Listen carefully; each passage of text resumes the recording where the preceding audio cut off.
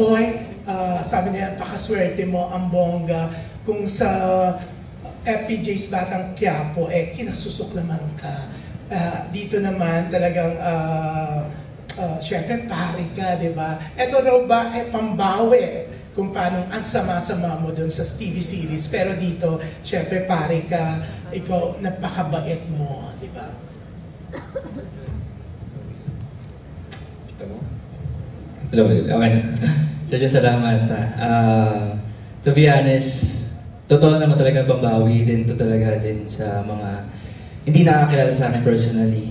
Pero masabi ko din pambawi din sa mismong life ko ngayon kasi 2 years na lang ako nasa BQ, sa Batang Quiapo. Talagang ma-imbibe mo talaga yung character. Kaya nung dumating tong Inday Name, na-balance din yung paano ko tumanaw din sa buhay ulit. At totoo, kasi syempre pag gumawa ka ng character, minsan ididiin mo talaga sa pinaka-low mo at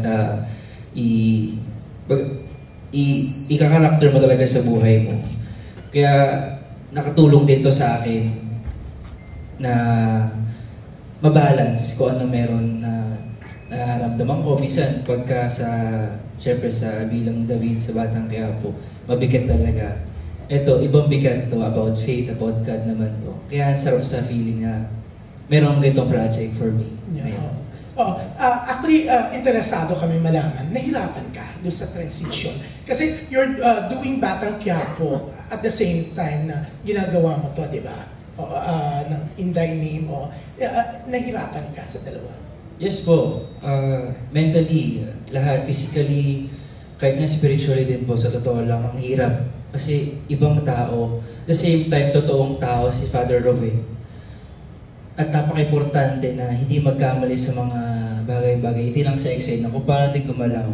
Kaya mabuting inaral talaga namin na sa tulong din tulong ng Great Star sila, si Sir Cesar na nabigyan ako ng pagkakataon, tsaka ni Direk Romel, na mapagandaan to.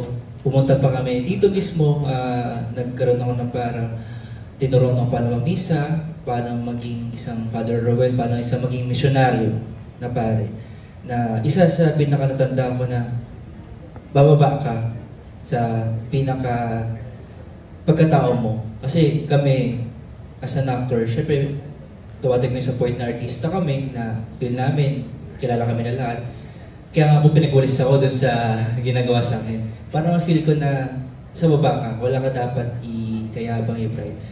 Yun yung mga ganong bagay nakatulong sa akin sa pelikula kasi bilang pare, alam natin ang pagiging pare napaka-solemn. And hindi siya basta-bastang nakakagawian ko. Kaya mahirap po talaga. Kamusta ka naman being a father, di ba? Ano po, yan na. Ang galing. Di ba? Kasi sa project tapos because of your busy schedule, kumbaga, di ba? sa iba din naman po. Basta sa inyo naman po, lagi ko naman din sinasabi sa inyo. Mas okay ako ngayon kasi mas sa sarili ko kung ano man meron ako ngayon. So invite na lang, invite last last. Sige, ako talaga alam naman ng ano ko.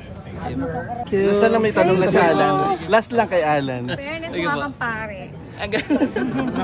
Kamusta kinisig? Naku, yun. Sa akin na lang po yun. Next time na lang. Okay. So, pero salamat.